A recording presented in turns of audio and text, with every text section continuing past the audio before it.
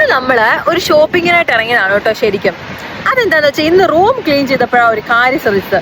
മുടി വല്ലാണ്ട് കൊഴിയുന്നുണ്ട്. അപ്പോ മുടിക്ക് പുറത്തുള്ള കെയർ മാത്രം കൊടുത്താൽ പോലോ, കുറച്ച് ഉള്ളിലും കെയർ കൊടുക്കണ്ടേ? അതെ, ഇത് അങ്ങനെ ഉള്ളിൽ കയറി കൊടുക്കാൻ തീരുമാനിച്ച ഇവിടം വരെ എത്തിയത്.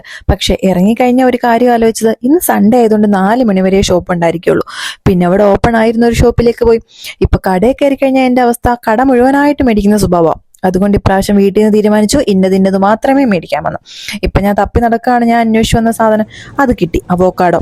കഴിഞ്ഞ ദിവസം വീഡിയോ കണ്ടതിന്റെ ഒരു ഇൻസ്പിറേഷൻ ആണേ. ഇത് കഴിച്ചാൽ മുടി കുറച്ചിൽ കുറയുമെന്ന് അവര് പറഞ്ഞത്. എന്തായാലും കഴിച്ചു നോക്കാം.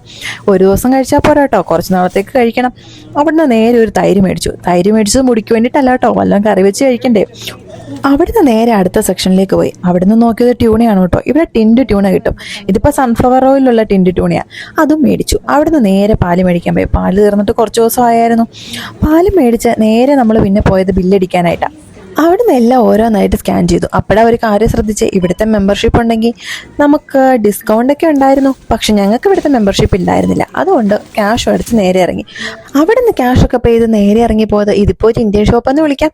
ഇവിടെ ഓൾമോസ്റ്റ് ഇന്ത്യയിലെ എല്ലാ സാധനങ്ങളും കിട്ടും. പക്ഷേ ഈ സെക്ഷനിൽ വരുമ്പോൾ എനിക്ക് ഓർമ്മ വരുന്നത് നമ്മുടെ ഗൾഫിൽ നിന്ന് കൊണ്ടുവരുന്ന പെട്ടി പൊട്ടിക്കുന്ന. കാരണം ഗൾഫിൽ കിട്ടുന്ന എല്ലാ മിഠായികളും ചോക്ലേറ്റും എല്ലാ സംഭവം ഇവിടെ കിട്ടും. എന്തായാലും ഇത് ഞാൻ എടുത്തിട്ടുണ്ട്. അവിടുന്ന് കുറച്ച് ഫ്രൂട്ട്സ് കൂടെ മേടിച്ചു. ഫ്രൂട്ട്സ് ഒക്കെ മേടിച്ച് ഇറങ്ങിക്കഴിഞ്ഞ് ബാക്കി വീഡിയോ എടുക്കാൻ മറന്നുപോയി. അപ്പോൾ പിന്നെ അടുത്ത വീഡിയോ കാണാം.